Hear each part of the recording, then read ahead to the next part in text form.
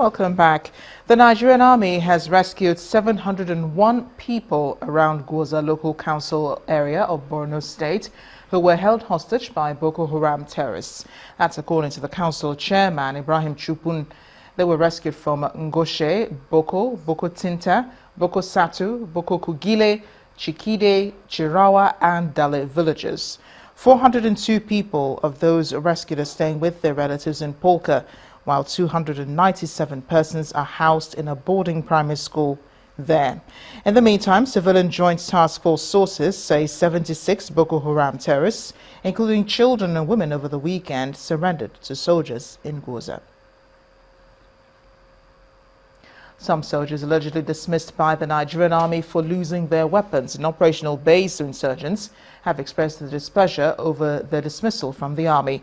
The soldiers are demanding the Nigerian Army authorities obey the directive by President Muhammadu Buhari to reinstate them. They also complained about not receiving salaries since July 2015, a situation they lament has brought untold hardship to them and their families.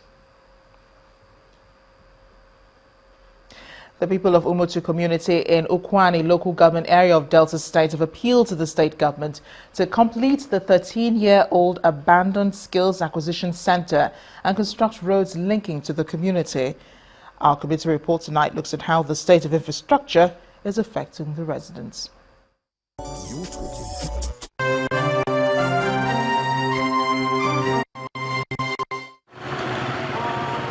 This is Umutu community in Ukwani local government area of Delta State. A busy and vibrant community, their major occupation is farming. This community is faced with several challenges. One of it is access to good roads. The construction of the old Sapele Agbo Road began in 1975 and has been abandoned. The only alternative they have to get to their farms and connect to other communities is this bridge, which crosses the popular River Ethiop in Sapele. Our town people, Umutu, we work at Odaba, and after struggling, you carry road from farm. When reaching to the bridge, very difficult to pass. The bridge is very bad. So we need people to repair it so that our farm and our energy for working very hard, work from there coming back to house so that it will be easy for us. The Umutu Agbo Road looks more like a path. The Skill Acquisition Center is another abandoned project. According to the community, the Bori-led government began work on it, and 13 years after, it's still not completed. To make matters worse, they say it has become a den for thieves. We see that the whole structure lies fallow, and it has turned a den to teach, a den for people who think evil, for cultists and others, which is not good to the interest of this community. We have appealed to the state government to see to it if the contract for the building and completion of these the structures we now see as a part of the Skill Acquisition Center can be completed. A situation which they have taken to the #1 citizen of the state. The message that's supposed to take me 2 minutes, I have to pass through Biarum, then down to Omokwata, before I get to that place. A concerned governor promises to look into their plight. I will send my people to look at the roads and they will advise me based on the costing. I don't know how dilapidated the old Sapele Agbo Road is, but if it's a 3-kilometer road and it is not very badly dilapidated and it is something that the direct level agency can handle, depending on the cost, we'll see what we can do in the course of the year. But if it is really very dilapidated, that means we will need to factor it into a new budget year. A promise has been made. The The people of Umoto are patiently waiting to see their roads fixed and the skill acquisition center completed, which will bring back life to the community.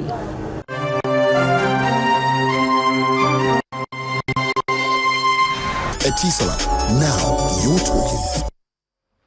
Well, we do have an update now on the Seerurus case. The Commissioner of Police in Bayelsa State has explained the return of Seerurus to her family in Bayelsa State. In a brief comment this evening, Pt.3 said she's with her family and is quite traumatized by her experience. She's right where you are now, and hale and hearty. We are just trying to see how we can cancel her.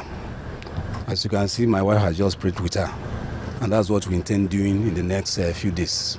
Yes, definitely we have to prosecute when we see the suspects. Anybody who has committed an offense against any law has to be prosecuted, and he has not won, so we are waiting for him to be brought. Definitely, as you heard the IG said, he has to be prosecuted. The Bayelsa State Commissioner of Police, Pt.3. Well, let's get to business news now. Here's Adeshawa Josh. You first.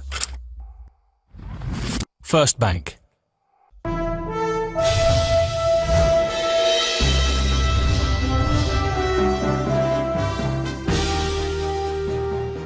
Thank you, Amarachi. Good evening, everyone. Welcome to Business News.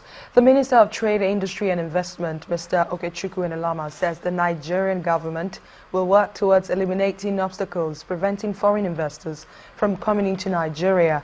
The minister announced the plan at a business meeting with a delegation of Turkish investors in Abuja. In their separate remarks, both the Minister of Trade and Investment and the President of the Nigerian Association of Chambers of Commerce, Industry, Mines and Agriculture compelled the investors to invest in agriculture and the solid minerals sector of the economy. Organizers of this meeting say it is meant to strengthen an existing business relationship between Nigeria and Turkey. In their separate remarks, both the Minister of Industry, Trade and Investment and the President of the Nigerian Association of Chambers of Commerce, Industry, Mines and Agriculture, Nasima, urged the investors to invest in agriculture and the solid minerals sector of the economy. I can commit to you on our part that every obstacle on the way, we will do everything we can to eliminate them, and we will do everything we can to support you as you pursue the business interests. You know, we are particularly interested in agriculture. We're also interested in solid minerals. We're also interested in the defense industries and many other areas where Turkey can actually work very, very successfully with Nigeria. I hope we'll take full advantage of this trip to begin to have very specific, very involved discussions, and we look forward to hearing the outcome of these deliberations that will take place here today. The following business opportunities, amongst others, can be explored in Nigeria. First, mechanized agriculture and agribusiness. Nigeria is basically an agrarian economy with a wide variety of produce, with strong value chain for agribusiness and skilled labor. There are therefore extensive potentials for investors to take advantage of the industrial utilization of this sector in terms of trade and investment. The president of Nasima, however, requests that the existing trade relations between the two countries be balanced, as Turkey currently has comparative advantage over Nigeria. I wish to note here that even though Turkey currently have a comparative advantage with respect to trade relationship between our both countries, we believe this could be balanced when our Turkish counterparts consider more of technology transfer by partnering with their Nigerian counterparts to invest in some specific sectors of our Nigerian economy. Statistics from Nasima reveals that the trade volume between Nigeria and Turkey stood at $2.3 billion in 2014. The Turkish government promises to build on this record. Oil prices swung from positive to negative territory on Wednesday afternoon as data showing U.S. crude stocks was offset by evidence that production in an oversupplied market continues to decline. The Energy Information Administration reported crude inventories rose by 10.4 million barrels to a total of 518 million barrels. The build was almost 3 times more than the 3.6 million barrel increase expected by analysts.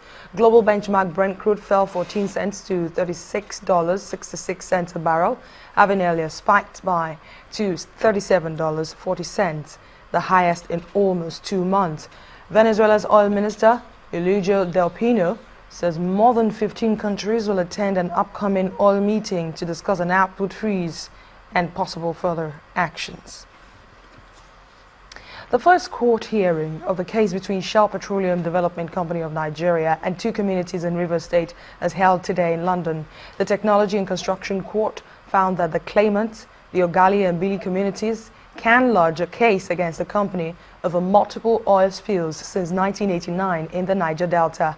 The communities are seeking damages and want compensation as well as a cleanup of their land. Amnesty International had warned that the company could face further lawsuits from Nigerian communities in the nearest future. A statement from Shell said its review of the claims is at an early stage and demanded that the cases be heard in Nigeria. Diamond Bank has partnered with one of Nigeria's telecom companies, MTN, Women's World Banking, and the Bill and Melinda Gates Foundation to develop the Diamond Yellow account. This is said to be a global model for digital financing services aimed at deepening the financial inclusion of women in Nigeria. Officials of Diamond Bank, MTN, Women's World Banking and the Bill and Melinda Gates Foundation, they gathered to unveil the next phase of the Diamond Yellow account through an innovative partnership aimed at enhancing the lifestyle of women by providing convenient mobile banking services. We're focusing on women because there are not enough women that actually have banking services. Women are more stable, women are more loyal to relationships as well. And banking is not just a transaction, it's a relationship. And so if you can get more people, women into the banking system, the sustainability of your business is more stable. The representatives of MTN in the group explain the role of technology in reaching the unbanked in the country. Why this partnership is so powerful is that, for the first time through this collaboration, you have civil society organizations working with the banking institution, working with the telecommunications institution to solve, a problem, a socio-economic problem, which is to bank the unbanked. Others in the partnership believe that women, being natural savers, should be given all the support they require. Research evidently shows that when women have control over their own money and have a way to save it safely, they spend more on their children's education, on their family's health, on housing, on nutrition, all of the things that can lead a family out of poverty and into prosperity and security. We also work at increasing women's access and men's access, and low-income women and men in particular, access and usage of digital financial services, because we believe that is the way to bank the 2 billion unbanked people in the world. The Diamond Yellow account was first launched in 2014. It is a mobile-based bank account opened instantly through the customer's mobile phone. Only MTN subscribers and potential subscribers have access to it, and it is activated by dialing *710#. Investors are still reacting to the impressive 2015 financial earnings report released by Dangote Cement as the bulls maintain their grip on the Nigerian stock market. The all-share index crossed the 25,000 mark, while market capitalization rose to 8.73 trillion naira. Tempola Shaju tells us more.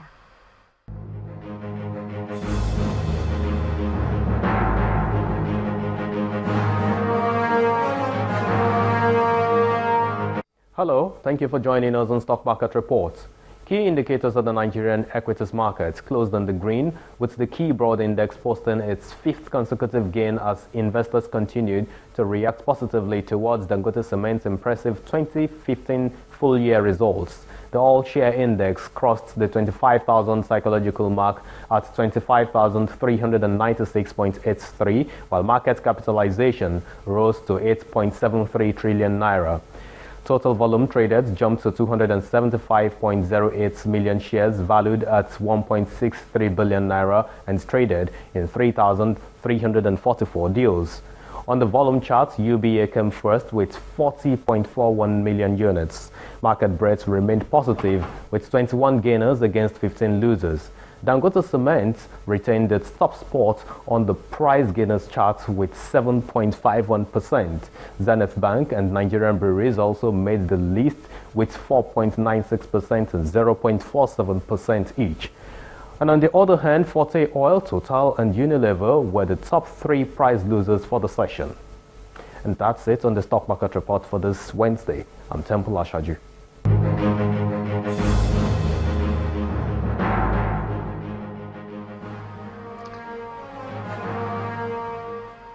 Thanks a lot, Temple. We also have closing figures from other major markets around the world. Let's take a look.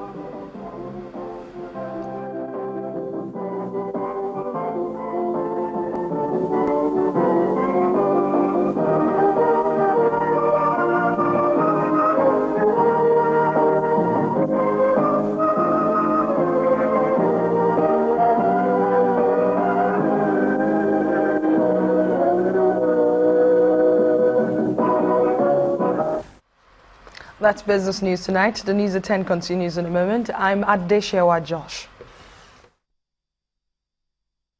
You first. First Bank. Still ahead on the news at 10, Michel Platini takes his appeal against FIFA's 8-year ban to the Court of Arbitration for Sports. We'll have more in just a moment. Please stay with us.